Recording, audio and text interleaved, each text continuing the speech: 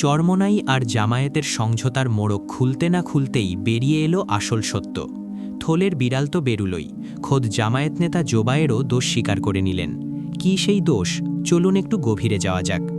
ঘটনাটি সামনে আসে গত ২৯শে ডিসেম্বর সাবেক ছাত্রনেতা শরীফুল ইসলাম রিয়াদের একটি ফেসবুক স্ট্যাটাসের মাধ্যমে।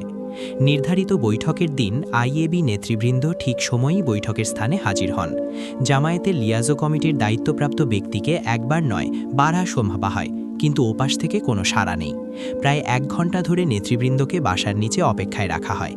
১ ঘন্টা পর ওই সিনিয়র নেতার পিএস ফোন করে জানান, স্যার মিটিংয়ে আছেন, তাই ফোন ধরতে পারেননি। নেতৃবৃন্দ অবাক হয়ে স্মরণ করিয়ে দেন, আজ তো তাদেরই পূর্বনির্ধারিত বৈঠক, তারা নিচে অপেক্ষা করছেন। এরপর খোদ ওই সিনিয়র নেতা ফোন করে দুঃখ প্রকাশ করে যে অজুহাত দেখালেন তা রীতিমতো বিস্ময়কর। তিনি নাকি বৈঠকের কথা বেমালুম ভুলে গেছেন, তাই বৈঠক করা সম্ভব নয়। জামায়াতের কেন্দ্রীয় নেতা জোবারের এই ভুলে যাওয়ার বিষয়টি স্বীকারও করেছেন। এখন জনমনে প্রশ্ন, জামায়াতের নায়েবে আমির কি তবে স্মৃতিভ্রম বা ভুলে যাওয়া রোগে আক্রান্ত? এমন একজন নেতা যিনি গুরুত্বপূর্ণ বৈঠকের কথা মনে রাখতে পারেন না, তাকে দিয়ে জামায়াত কিভাবে রাজনীতি পরিচালনা করবে? নাকি শরীফুল ইসলাম রিয়াদের বাকি কথাগুলোই ধ্রুব সত্য?